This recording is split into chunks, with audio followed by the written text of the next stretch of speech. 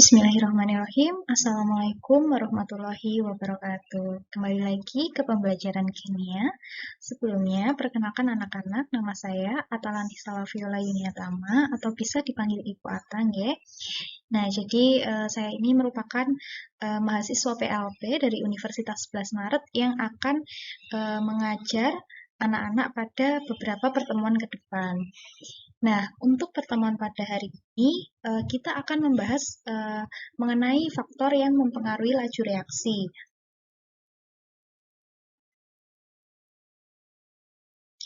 Nah, sebelum memasuki pembelajaran mengenai laju reaksi, Ibu ingin anak-anak mengamati kedua gambar yang telah Ibu sajikan ini, di mana yang gambar satu ini adalah gambar reaksi perkaratan, kemudian yang kedua ini merupakan gambar reaksi pembakaran.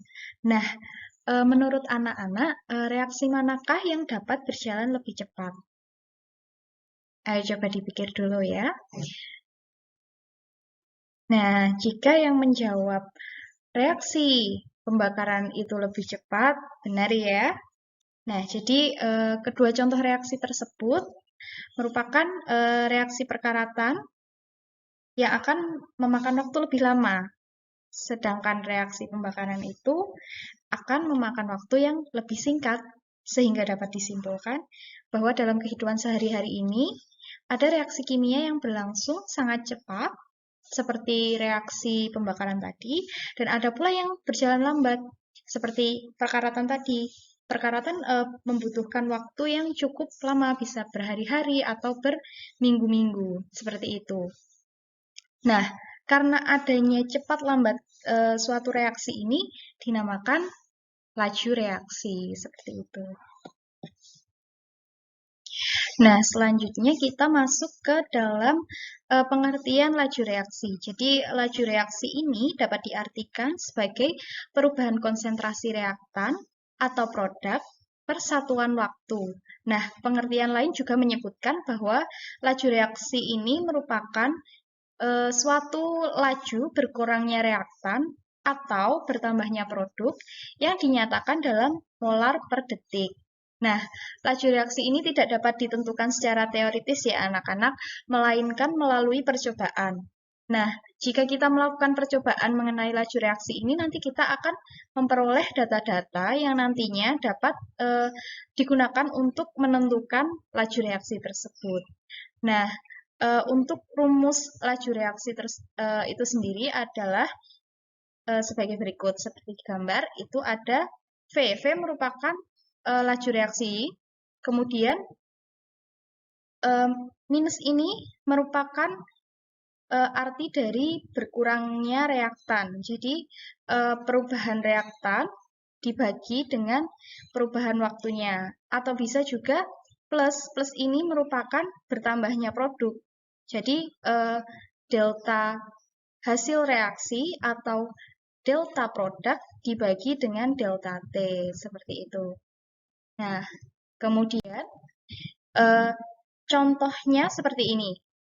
Kan ada reaksi N2 ditambah 3H2 gas menjadi 2NH3. Nah, laju reaksinya bagaimana?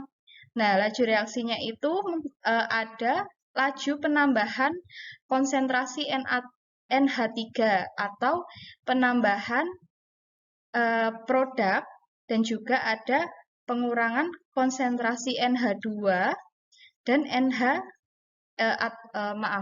dan H2 yaitu reaktan. Jadi kalau reaktan itu laju pengurangan, kalau produk itu adalah laju penambahan. Seperti itu. Oke, kita lanjutkan ya anak-anak. Nah, secara umum untuk reaksi seperti ini, yaitu reaksi A ditambah B menjadi C plus D, ini dapat digunakan rumus laju reaksi seperti ini. Jadi, V atau laju reaksi sama dengan K, tetapan laju reaksi, dikali dengan konsentrasi A, pangkat X ini adalah order reaksi terhadap A, kemudian dikali konsentrasi B pangkat Y. Y ini sendiri adalah order reaksi terhadap B. Jadi yang digunakan adalah yang reaktan saja, seperti itu. Nah, kemudian ada teori tumbukan. Nah, jadi teori tumbukan ini sangat erat kaitannya ya anak-anak dengan laju reaksi. Jadi suatu reaksi itu tidak akan terjadi bila tidak ada tumbukan. Nah, namun reaksi itu dapat dihasilkan apabila pada saat terjadinya tumbukan antara partikel-partikel zat yang bereaksi itu pada posisi yang tepat dan memiliki energi yang cukup. Jadi, reaksi itu dapat terjadi karena adanya pemutusan ikatan lama dan membentuk suatu ikatan yang baru, di mana seperti yang Ibu telah jelaskan tadi, bahwa untuk membentuk ikatan baru ini harus diawali dengan adanya tumbukan terlebih dahulu. Nah, keadaan bertumbukan ini disebut dengan keadaan teraktivasi. Nah, jadi dari reaktan menuju ke keadaan teraktivasi itu suatu keadaan yang membutuhkan energi. Kemudian dari keadaan teraktivasi ini menjadi produk itu merupakan keadaan yang melepaskan energi. Nah, sehingga untuk menjadikan reaktan ini menjadi teraktivasi itu harus membutuhkan energi. Nah, energi tersebut disebut dengan energi aktivasi atau biasanya disebut dengan EA. Nah, kemudian kita masuk kepada faktor-faktor yang mempengaruhi laju reaksi. Jadi, ada beberapa faktor yang mempengaruhi laju reaksi, diantaranya konsentrasi, luas permukaan, ada temperatur atau suhu, kemudian ada katalis. Nah, mari kita bahas satu persatu. Yang pertama ada pengaruh konsentrasi. Jadi, konsentrasi ini akan mempengaruhi laju reaksi, di mana reaksi itu akan berlangsung lebih cepat ketika konsentrasi itu semakin besar atau konsentrasi pereaksi diperbesar. Nah, mengapa demikian? Perhatikan gambar yang Ibu tayangkan ini. Di sini ada gambar kendaraan di tempat yang padat. Kemudian di sini ada kendaraan yang berjalan di jalan yang lenggang. Nah, menurut kalian, manakah mobil yang mempunyai peluang lebih besar untuk bertabrakan? Iya, benar. Mobil yang berada di tempat yang padat itu pasti akan lebih berpotensi untuk mengalami kecelakaan atau bertumbukan atau bertabrakan. Nah, hal ini juga bisa kita kaitkan dengan pengaruh konsentrasi.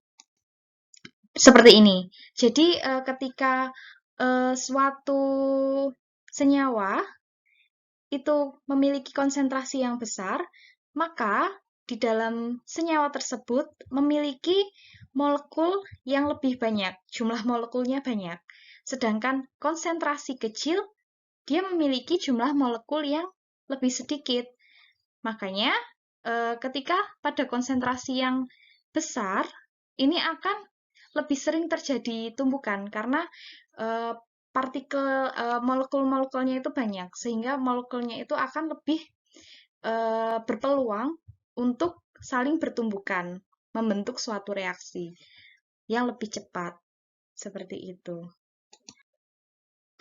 Nah, kemudian ada contohnya.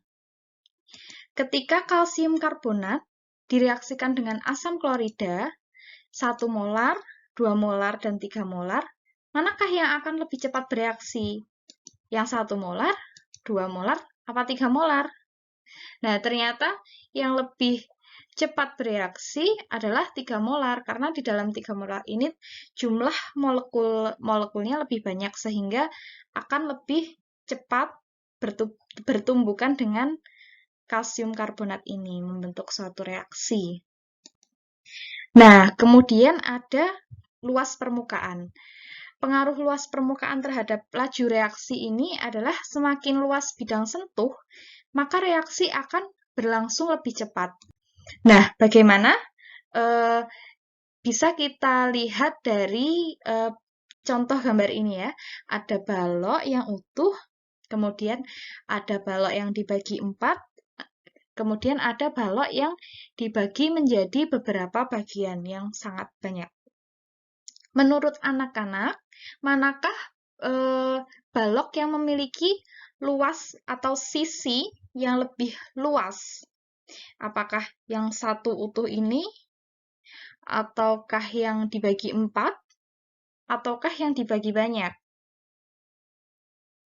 Iya, benar. Jadi, yang lebih memiliki sisi yang banyak, yang luas, itu adalah yang dibagi menjadi banyak bagian ini, yang kecil-kecil.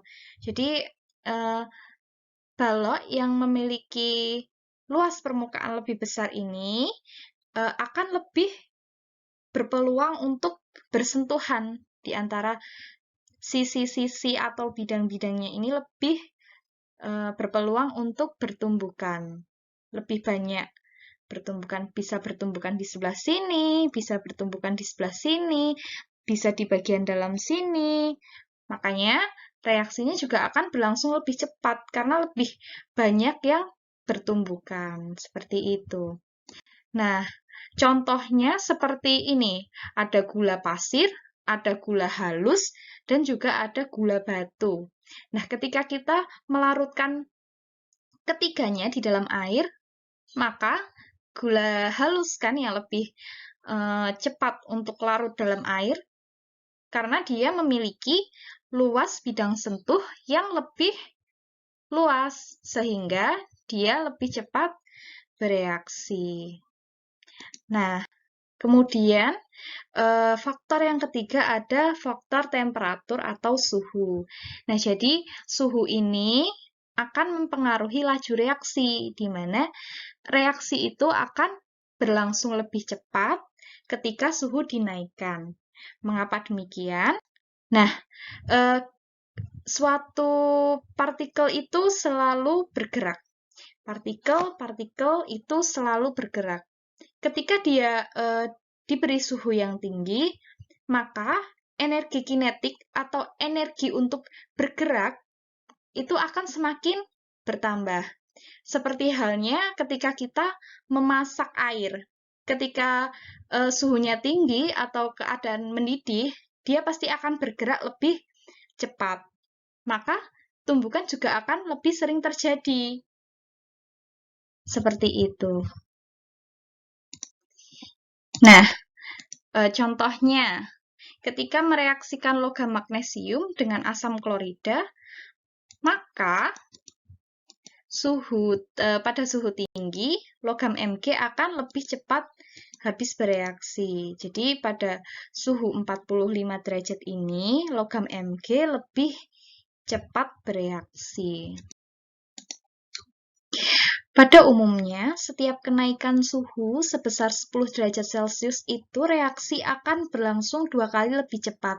Nah, untuk mengetahui laju akhir dari suatu laju reaksi ketika suhu dinaikkan, itu dapat digunakan rumus V2 sama dengan delta V dipangkatkan T2 min T1 per delta T kali V1, di mana V2 ini adalah laju akhir, kemudian delta V ini adalah faktor laju, kemudian T2 ini adalah suhu awal, T2-nya ini adalah suhu akhir, kemudian T1-nya ini adalah suhu awal, kemudian dibagi dengan faktor suhu, dan dikalikan dengan laju awalnya. Kemudian, untuk mengetahui waktu reaksi setelah kenaikan suhu, itu dapat kita menggunakan rumus ini. TT sama dengan 1 per delta V dipangkat delta T per delta T0 dikali T0, di mana TT ini adalah waktu reaksi setelah kenaikan suhu. Kemudian delta V sama ya, kenaikan laju reaksi. Kemudian delta T ini adalah kenaikan suhunya, yaitu T2 min T1. Kemudian delta T0 ini adalah kenaikan suhu referensi atau faktor suhu. Kemudian T0 adalah waktu reaksi sebelum kenaikan suhu. Nah, untuk lebih jelasnya kita lanjutkan ke contoh soal. Nah, untuk lebih jelasnya kita langsung saja masuk ke contoh soal. Di sini ada suatu data percobaan mengenai laju reaksi yang diamati pada suhu 20, 25, dan 30 derajat Celcius. Nah, ditanyakan perkiraan laju reaksi pada 5 derajat Celcius dan 50 derajat Celcius. Nah, seperti yang kita ketahui pada data ini, pada suhu 20, naik ke suhu 25, ini 2 kali lebih cepat. Dari 0,1 menjadi 0,2 ini berarti 2 kali lebih cepat. Begitu pula pada suhu 25 ke suhu 30 derajat, ini juga 2 kali lebih cepat. Berarti kenaikan laju reaksi atau faktor laju reaksi atau delta V-nya atau juga bisa disebut dengan N, itu adalah 2 kali lebih cepat. Kita tulis 2. Kemudian kenaikan suhunya dari 20 ke 25, 25 ke 30, ini selisihnya 5 derajat Celcius. Sehingga delta T-nya atau faktor suhunya kita tulis 5 derajat Celcius. Nah, untuk menentukan laju reaksi pada 5 derajat Celcius, kita bandingkan dengan laju reaksi pada 20 derajat Celcius, di mana 20 derajat Celcius ini nanti kita jadikan sebagai T2, dan pada suhu 5 derajat ini kita jadikan T1-nya. Langsung saja kita masukkan ke rumus yang tadi. V20 sama dengan N pangkat T2 min T1 per delta T dikali V5 atau laju awal. Ini laju akhirnya. Nah, kita masukkan angkanya. V20-nya 0,1 kali 10 pangkat min 3. Terus untuk kenaikan laju reaksinya atau faktor laju reaksinya itu adalah 2. Kemudian T2-nya 20, T1-nya adalah 5, dibagi, faktor suhunya berapa tadi? Ini adalah 5, kemudian dikali V5. V5-nya kan ini kita cari, berarti ini dikosongi. Terus mendapat hasil akhir 1,25 kali 10 pangkat min 5 mol per detik. Mol per liter detik. Nah, kemudian pertanyaan kedua adalah untuk menentukan laju reaksi pada suhu 50 itu dibandingkan dengan suhu 20 derajat Celcius. Juga boleh juga dengan suhu 30 derajat Celcius, tapi pada contoh ini digunakan suhu 20 derajat Celcius. Langsung saja, sama seperti tadi kita masukkan V50 sama dengan N, N-nya adalah 2, kemudian T2 min T1, 50 min 20, dibagi kenaikan suhunya adalah 5, dikali V20, V pada 20 derajat Celcius, yaitu 0,1 kali 10 pangkat min 3, itu hasil akhirnya adalah 6,4 kali 10 pangkat min 3 mol per liter detik. Seperti itu. Nah, kemudian ada contoh mengenai waktunya yang ditanyakan, waktu ketika dinaikkan suhunya. Jadi, setiap kenaikan suhu sebesar 10 derajat Celcius mengakibatkan suatu reaksi berlangsung 2 kali lebih cepat. Jika reaksi terjadi pada 20 derajat Celcius, reaksi akan berlangsung selama 30 menit. Berapa lama reaksi tersebut akan berlangsung pada suhu 40 derajat Celcius? Nah, jadi ini kita ketahui ya bahwa kenaikan laju reaksinya tadi adalah 2 kali lebih cepat. Kemudian untuk kenaikan suhu atau faktor suhunya itu adalah 10 derajat Celcius. Di mana T1-nya itu adalah 20 derajat Celcius, waktunya 30 menit. Nah, yang ditanyakan 40 derajat Celcius. 40 derajat Celcius ini menjadi T2.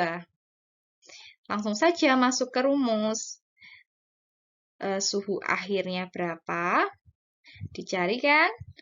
Terus 1 per N, N-nya adalah 2 tadi. Pangkat T2 min T1, T2-nya adalah 40 derajat Celcius, T1-nya adalah 20 derajat Celcius, dibagi delta T atau faktor suhunya tadi adalah 10 derajat Celcius, dikali T, waktu awalnya tadi berapa? 30 menit, kan? Diperoleh 7,5 menit. Nah, contoh yang ketiga juga sama, ditanyakan waktunya. Suatu reaksi berlangsung 3 kali lebih cepat. Berarti faktor lajunya adalah 3 kali. Kemudian setiap kenaikan 20 derajat Celcius. Berarti faktor suhunya adalah 20 derajat Celcius. Bila suatu reaksi pada 25 derajat Celcius ini menjadi T suhu awalnya dapat berlangsung selama 5 menit. Ini menjadi T awalnya. Kemudian, berapakah waktu reaksinya pada 85 derajat Celcius? Ini menjadi T akhirnya. Berarti yang kita cari pada T akhir, T 85 derajat Celcius, sama dengan 1 dibagi faktor lajunya tadi adalah 3 kali lebih cepat, kemudian delta T-nya adalah 85 dikurangi 25, itu adalah 60 derajat Celcius, kemudian delta T0 ini adalah faktor, kalau di contoh sebelumnya delta T ini adalah T2 min T1, itu sama saja. Kemudian yang di bawah ini adalah faktor suhu, yaitu 20 derajat Celcius. Kemudian T awalnya adalah 5 menit. Kemudian dihitung saja, mendapatkan 0,185 ketika suhunya dinaikkan menjadi 85 derajat Celcius. Kemudian kita masuk ke faktor terakhir, yaitu katalis. Apa itu katalis? Jadi katalis itu adalah suatu zat yang berfungsi untuk mempercepat terjadinya reaksi, tetapi pada akhir reaksi dapat diperoleh kembali. Jadi ketika suatu reaksi ditambahkan katalis, maka reaksi itu akan berjalan lebih cepat. Nah, bagaimana cara kerja katalis ini?